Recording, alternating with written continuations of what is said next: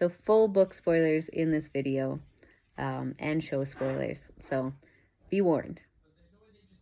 Hi guys. It's been a while since I've made a video. I was doing videos for season 1, and I wasn't gonna do any videos for season 2 because I was really disappointed with season 1.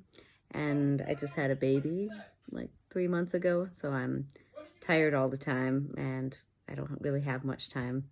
But episode 5 really intrigued me and I really enjoyed it. And so this is my review of season 2, episode 5. And so I'll be talking about my favorite parts, some of my not favorite parts. There's a few of them. Also, I'll be talking about some Easter eggs, and then at the end, I'll discuss just some of my thoughts about what's going to happen with some characters in the future. Okay, so sorry about my camera here. This is just the best angle, so I'm going to keep my camera here. I'm just, anyway, moving on. The best parts of the episode, just an overall thing about the episode. One of the things that made it the best episode for me is I'm a massive book fan, and I think that there was a lot in here for book fans. There was a lot of exposition that just like that really built up the world and character motivations and cultures. Yeah, so I really love that. Talking about specific scenes, though, I guess starting with number 1, Lanfear using the true power to heal herself. That was really nice, and I really agree with the decision to have the Forsaken be able to do that instead of having them die and then the Dark One shoves them into a new body. That's just a good choice for the show. It makes sense for sure. I really loved the switch that we got from Selene to Lanfear. I was really hoping for that switch because I was kind of bored with the whole Selene and Rand interactions. Just when they interacted, I was just a little bored. Lanfear is a crazy bitch, and she's very entertaining because of that. And the way she uses the one power, just like lightning quick and super deadly. She like eviscerates that guy's head just with the literal like flick of her wrist. It was just, just sorry, my hands are full. I would have gone like this, but I'm holding my baby. So anyway, it was great. So yeah, how brutal she is with the power. That's actually how I wanted to see people channeling like the entire, season 1 and season 2. This kind of slow channeling that a lot of the Aes Sedai do. I don't want to say I'm not a fan of it, but I definitely really prefer the way Lanfear channels, and I'm really hoping that when Egwene gets like to be really powerful and super awesome after her Shan-Chan experience, and when Rand really like levels up, like when he's being guided by Lews Therin. Yeah, I'm really looking forward to seeing that kind of channeling in the future. I like that Moiraine is quite ruthless. She's getting shit done, and she doesn't care who's in her path. This is kind of what I mentioned before, but I love how much the dialogue was like chock full of information just about characters and motivations and just developing plot. And yeah, it's more of that exposition. I love as well that they are giving us more of the world of dreams. It's one of my favorite parts of the whole series. I'm gonna try to say this out loud. Telerenrioid. I pronounce things the way that Michael Kramer and Kate Redding pronounce them in the audiobooks, because I've listened to the audiobooks like more times than I lost count how many times I've listened to the audiobooks. A side note about the audiobooks, I do really enjoy Rosamund Pike's audiobooks as well. I'm listening to the Dragon Reborn, read by Rosamund Pike, and it's fantastic. She really like brings it to life. Each character has a different voice. It's great. She does a great job. So anyway, I digress. Back to this. I love the way that the Seanchan look,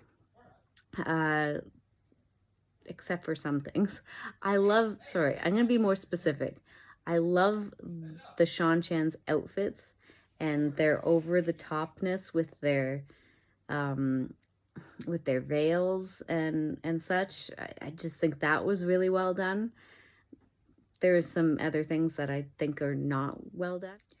So moving on to the Tower storyline, I really love that we're getting Verin being a detective in the White Tower with her brown sisters. I think that like we didn't really get that in the books, and it makes a lot of sense for her to be doing that.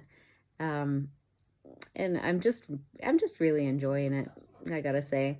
I really like that they're talking about compulsion, and they're really making it clear that if you tell a lie, you're a dark friend. If you're an Aes Sedai and you can tell a lie, then you're Black Aja. I think that's really nice. And we got to see some of their writing, and I don't know why, but I always assumed that they would be using our kind of alphabet, but it's totally different kind of writing, different symbols. Really cool touch. I liked it quite a bit. And so moving on to Perrin's storyline, I love the introduction with Aviendha, the fight with the White Cloaks. Really great. I loved it when she introduced herself and got the veil, and then just her exposition about like why she's there, explaining about the Kar Karn, and yeah, it was all great. All things that kind of move the plot along, and she's a likable character too. She's funny, saying that she won't attack him in a fit of lust. It's really good, like really kind of lighthearted. Just great. Loved it. So I love the way the Waygate looked when Liandrin opened it on Falme, or Falme as they're calling it, but I think in the audiobooks they call it Falme. It just looked really great. I thought it was cool. Also, I really liked that Ishamael, I like the conversation between Ishamael and Lanfear in the World of Dreams. It was nice to get some of Ishamael's more of his motivations and his manipulations. Just more of an understanding about who he is, why he does some of the things that he does. It made him a very interesting character and intriguing. I liked it. I also really liked that Elaine was, like, I have to say, I didn't like Elaine in the books very much, but I am really liking Elaine in the show. Sierra Coveney does a great job, and I'm really liking that she is in the scene with her and Nynaeve, and they're in that city, and they're I guess trying to hide. Elaine is trying to tell Nynaeve, like, she's using her wits, and she's using her training as a daughter heir, and her knowledge about other lands, and just like she's being perceptive about the situation. And Nynaeve is just freaking out, and she's freaking out inside, and then it kind of bubbles out and stuff, and she's very distraught, and she's not really thinking clearly. But I think Elaine was thinking pretty clearly, and clearer than Nynaeve for sure. And I liked to see that. I like that about her character in this episode. And then I really liked seeing the Adom get put on Egwene. Like, I was wondering how they were gonna do it, because the other Damane have that kind of chest shoulder piece, and I was wondering how they were gonna get that on Egwene. And so making it kind of look like this mech armor kind of thing made a lot of sense, like, visually. And so I'm happy with how they did that. And I'm also happy that we got an actual physical leash on there as well. Yeah, it makes sense, and it's book accurate, and I like that. So very excited to see what's to come in the next few episodes. Okay, now on to some things that I didn't love. So the Seanchan, I love the Seanchan, like, overall, and in the books, they're very interesting. I really loved reading the chapters that the Seanchan were in, but I gotta say, in the show, yeah, the Suroth with her head, it's not looking good. It's not looking like cool like I imagined. Like, in my mind, the members of the Blood have like this cool crest, like almost like a long ass mohawk. If you were to have like a long mohawk and like really put a lot of stiff gel in it, and like make it like a large crest on your head, and then shaved all the rest, I mean, that would be cool. But none of that we're not getting any of that.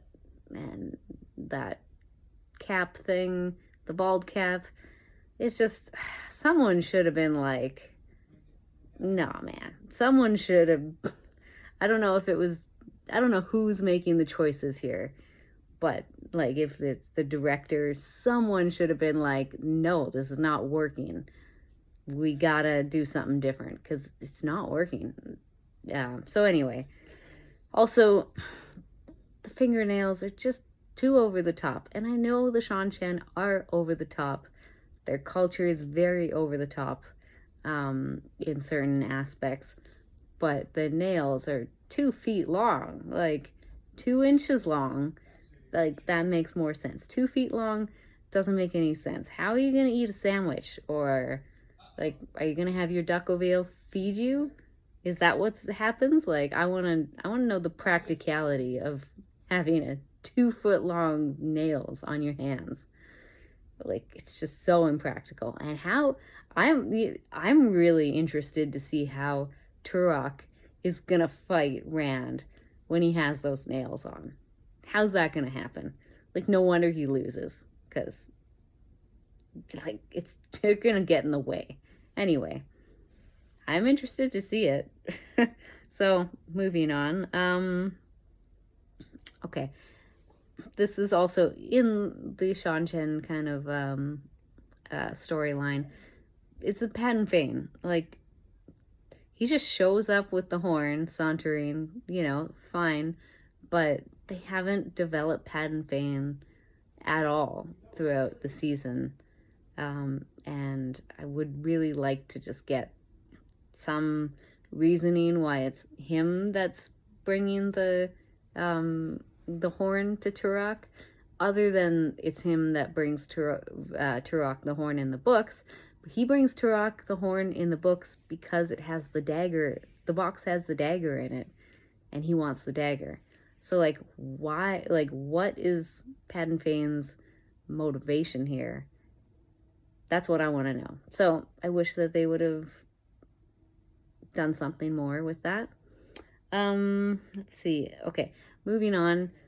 Another thing that I didn't really like is I didn't like that Elias lied to Perrin about where they were going, and he basically wants him to like abandon his friends, and he's trying to like coerce Perrin into just like leaving behind, you know, humanity, like, or like the civilization, and just become a wolf brother, and that's it. The Elias in the books would not have done that. So yeah, I didn't like that part, that they did that. I like that Hopper is following him though. I think that's great. That's what I was hoping for. And we're getting more live Hopper. I want them to keep Hopper alive for as long as they can. I don't know if they're gonna, maybe they'll just keep him alive all throughout the series, maybe, you know, or for quite a bit longer than in the books, because I think he dies like in the first book. I didn't like that mouth thing that Lanfear did to that horse lady. It didn't make any sense to me, because they didn't show her channeling at all. They didn't show any weaves on the lady's mouth. Maybe they're doing it like, no, okay. Yeah, it's just inconsistent, because I was gonna say like, maybe they didn't show any weaves because it's from that lady's perspective and she can't channel. Sure, you could say that, but they did show the weaves when she killed that guy, and that guy couldn't channel. So like, that's inconsistent. So what is going on there? You know, I want them to portray the magic system more clearly, because the magic system is one of the best parts of the whole series, of the whole book series, and I really want them to get it right.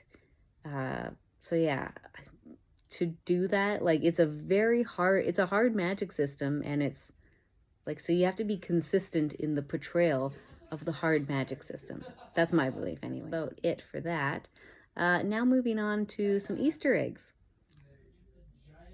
Okay, so Easter egg number 1, and I kind of mentioned this before, but the Duck Vale outfits, you know, the Seanchan are very much a society based on rank, and like a visual rank, you know, like you can really see who's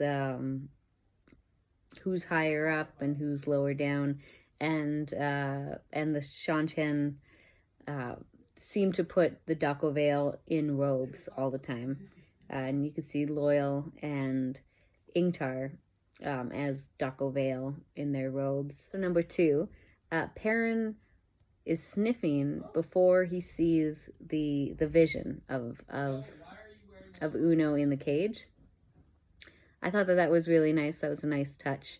It relates him, you know, smelling to him seeing the visions. So number 3, when Lanfear is riding her horse through the forest at night, chasing Rand and Moraine, there's a tree that has some script on it. I don't know what it says. If any of you guys can translate that out there, I'd love to know what it says. But I thought that was really cool. And, you know, they didn't put that there on accident. So maybe it means something. Okay, so number 4, when Liandrin is talking to Nynaeve in the Ways, she mentions a great king that lived 1,000 years ago. That's totally Arthur Hawkwing. And I think it's really cool that she mentions that, and we're getting the Seanchan, and yeah, I'm looking forward to getting some more exposition about who the Seanchan are and how they're connected to Arthur Hawkwing. Number 5, Number 5, Avienda, when she's fighting the White Cloaks, she doesn't pick up a sword, and I thought that that was great. when I saw that she was fighting without her spears or any of her own weapons, I thought she better not pick up a sword.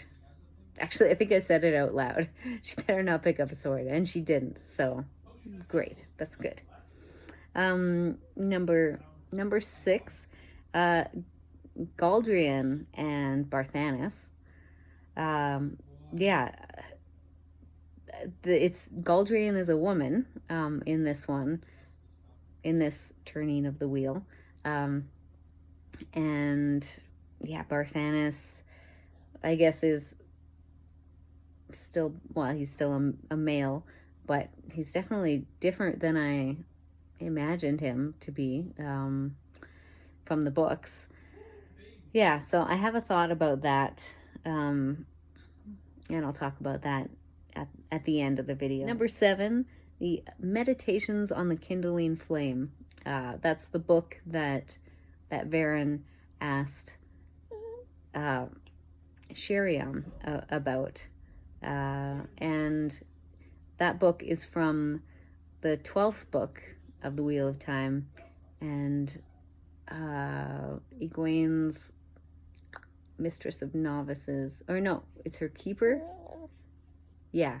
Egwene's Keeper of the Chronicles, her second Keeper of the Chronicles. What's her name? It fell out of my head. And lastly, when Lanfear and Ishamael are having their conversation in the world of dreams, there are the seals. And I'm assuming those are the remaining seals for the other Forsaken. So the last part of this video is going to be just some of my thoughts and wonderings about what's going to happen next for some characters. I was thinking specifically about Galdrian and Barthanes.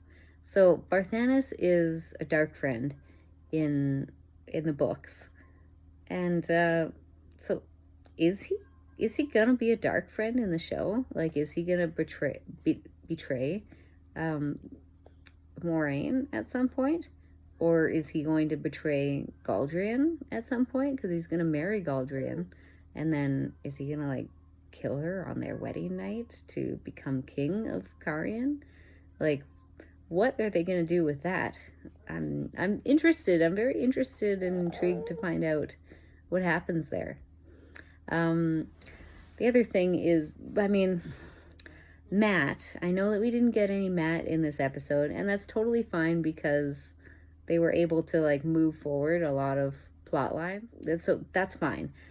I'm really hoping for a lot more Mat and Min in the next episode. And man, they got to start moving that storyline forward. I'm really hoping that they do. Because Mat, it's Mat. He's one of the 3 ta'veren. I'm really hoping that they'll have him blow the horn.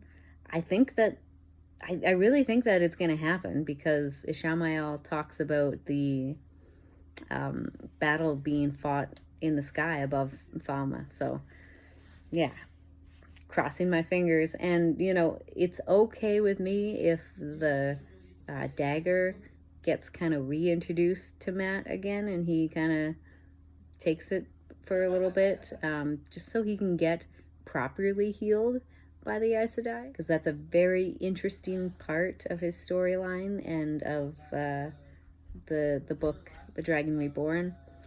And then it seems like his luck kicks in, like, right after that. So, I mean, that's really when Mat becomes very interesting. So I really want something to happen with Mat.